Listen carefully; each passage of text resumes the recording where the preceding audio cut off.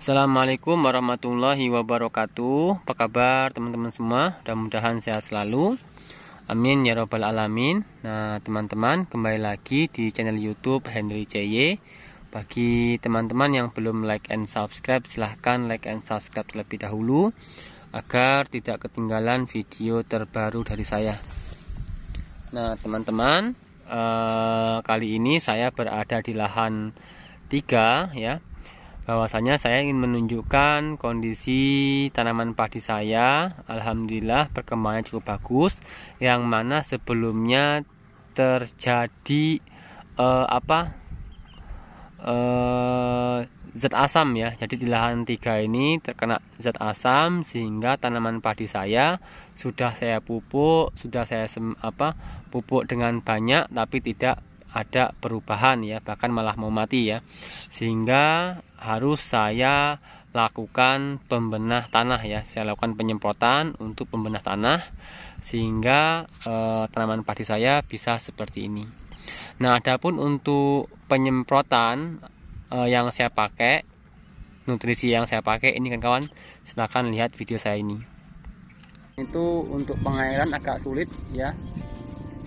Nah, jadi di sini saya akan melakukan bagaimana cara saya memulihkan tanaman padi saya yang seperti ini, yang usianya yaitu 15 hari setelah tanam. Nah, ini kalau kita lihat minyak tetangga sudah hijau, akan tetapi minyak saya belum hijau kawan-kawan, nggak tahu kenapa. Nah, jadi kali ini saya akan lakukan pemberian nutrisi sekaligus untuk memberikan pembenah tanahnya ya, sehingga mudah-mudahan sih tanaman padinya bisa pulih kembali dan bisa subur dan bisa menyerap unsur-unsur hara yang ada di tanah.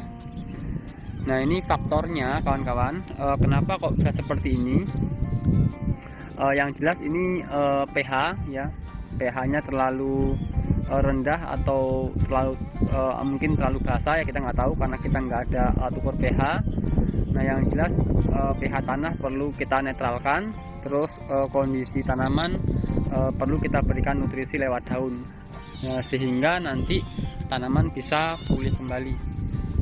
Nah ya, nah adapun nutrisi yang saya pakai ini kan kawan, memulihkan asam-asaman pada lahan sawah ya.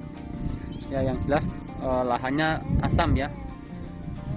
Ini tidak tahu airnya atau yang tanahnya kawan-kawan.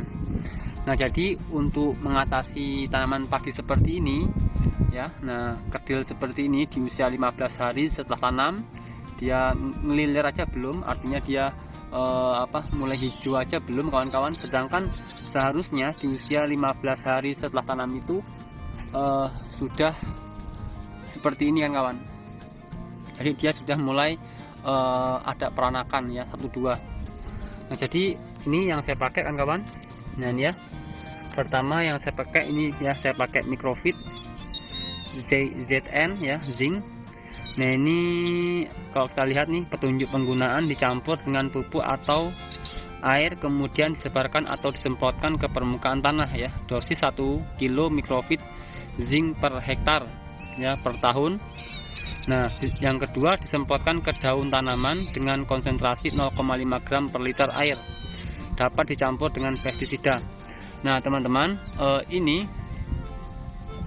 ya, Microvit ZN adalah pupuk makro untuk mengatasi kekurangan unsur seng dan boron dalam tanah. Nah, ini komposisinya ini ZN B isi 100 gram. Nah, ini isinya granul kawan-kawan ya, bubuk granul. Nah, nanti ini saya aplikasikan untuk 2 tangki 16 liter ya, karena ini cuma 1/4 hektar, saya kasih 1 botol. Dan selanjutnya saya pakai ini ya kan kawan, Zero ya. Ini mengatasi masalah pH tanah ya. Selanjutnya menghambat perkembangan jamur dan bakteri. Nah, ini ya. Ini kalau kita lihat,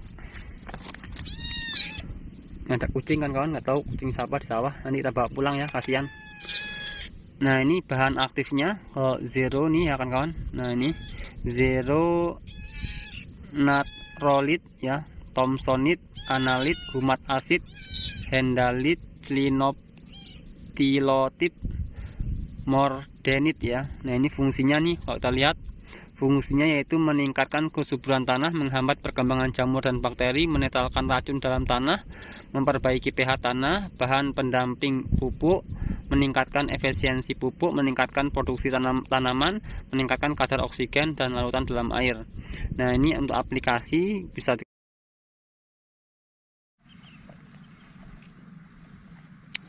Nah ya, itu tadi video saya ketika saya aplikasi penyemprotan tanaman padi saya di lahan 3, dan kondisinya seperti itu. Teman-teman bisa lihat sendiri bahwasanya kondisi tanaman padi saya tidak ada tidak ada perubahan, bahkan sudah saya pupuk ya.